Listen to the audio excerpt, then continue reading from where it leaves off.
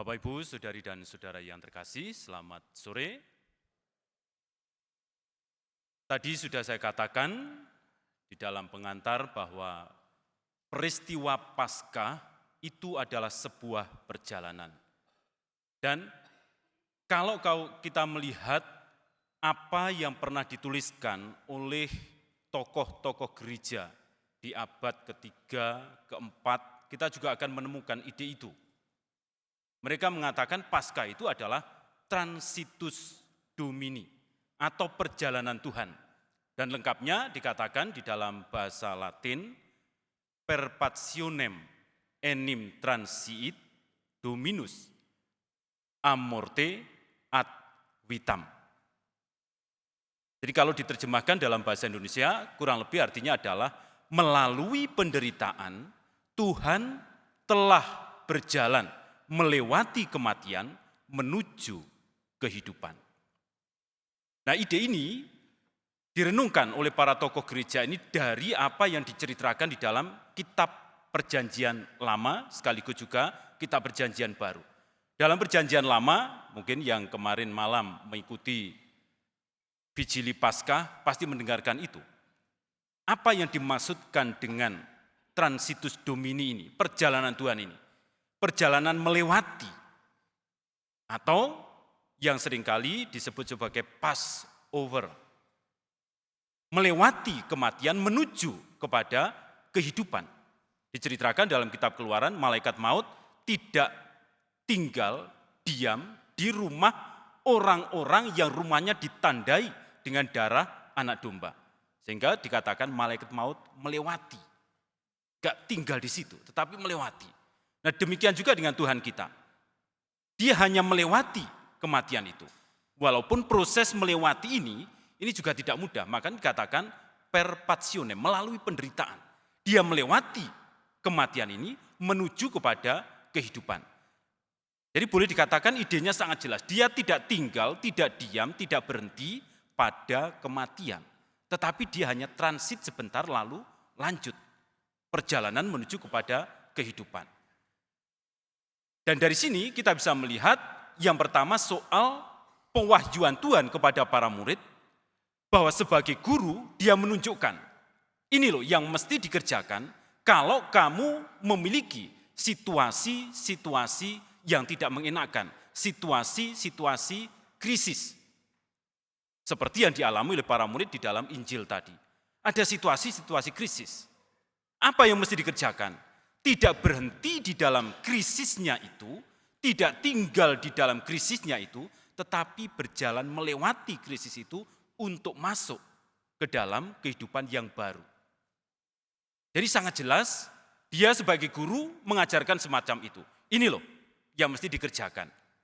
Lalu sebagai Tuhan, dia juga menunjukkan dan mewahyukan kepada mereka semua, para murid, bahwa di dalam proses perjalanan melewati fase gelap kematian itu, melewati fase gelap krisis itu, dia selalu hadir. Dia selalu ada. Karena tujuan dari kehidupan manusia ini bagi Allah bukan kematian, tetapi kebangkitan. Sehingga dengan sangat jelas dia menunjukkan, ini loh, saya selalu beserta kamu. Dalam Perjanjian Lama ditampakkan di dalam banyak sekali kuasa-kuasa supranatural yang muncul di dalam perjalanan umat Israel dari Mesir ke tanah terjanji.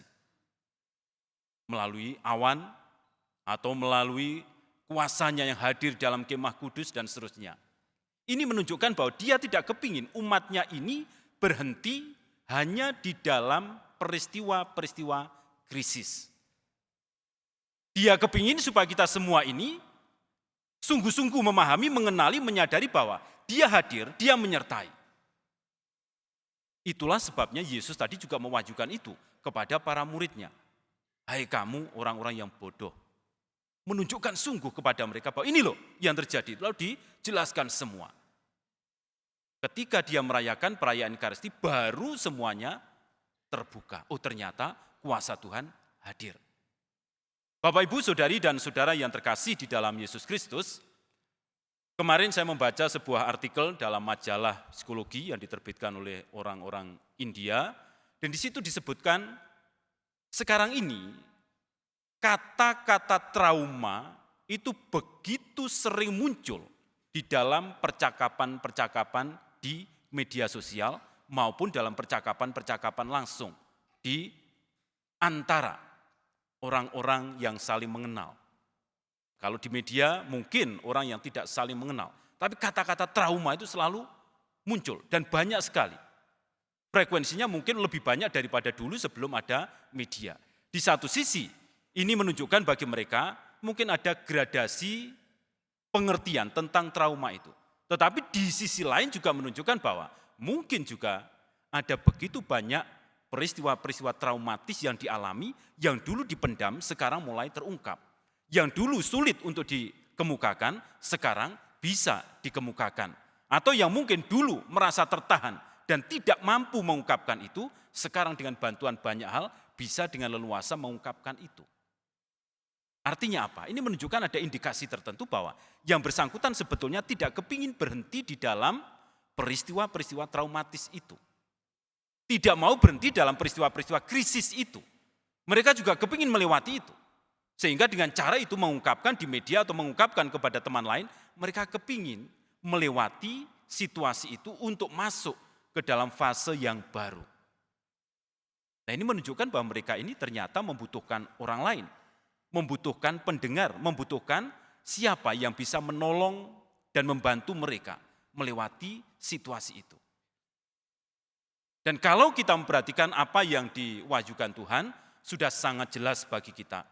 Dia selalu mendampingi kita. Jadi selama kita sungguh-sungguh mau menyadari kehadiran Tuhan di dalam kehidupan kita, saya yakin kita pun juga akan bisa merasakan bagaimana Tuhan membantu kita melewati fase-fase gelap, entah itu krisis, entah itu trauma, untuk masuk ke dalam kehidupan yang baru, yang lebih baik. Tuhan tidak pernah meninggalkan kita. Peristiwa Paskah menunjukkan itu, transitus domini, perjalanan Tuhan tidak hanya menunjukkan kepada para murid bahwa Dia mau supaya mereka selamat dengan melewati kematian itu, tetapi Dia juga menunjukkan bahwa ini loh, ada kuasa yang lebih besar yang bisa mengangkat kamu dari situasi itu menuju kepada situasi yang lebih baik, kehidupan di dalam Allah. Oleh karena itulah Bapak Ibu, saudari dan saudara yang terkasih, sembari kita merayakan peristiwa Paskah, Tuhan yang bangkit, kita diingatkan kembali, kita diteguhkan kembali bahwa ada Tuhan di dalam hidup kita. Ada kehadirannya yang selalu menopang kita. Sekarang pertanyaan bagi kita adalah bagaimana kita membuka hati dan budi kita untuk menyadari kuasa penyertaan Tuhan itu. Dan sekaligus untuk meresapkan, menginternalisasi apa yang sudah diajarkan Kristus kepada kita. Supaya kita tidak tenggelam di dalam fase gelapnya hidup kita, tidak tenggelam di dalam situasi-situasi krisis kita, tetapi dengan pertolongan rahmat Tuhan bergerak menuju kepada hidup baru. Itulah kebangkitan bagi kita. Oleh karena itu mari kita bersukacita karena Kristus yang bangkit adalah Kristus yang selalu hadir di tengah-tengah kita. Transitus domini. Dia tetap berjalan, mendampingi dan menyertai kita. Amin.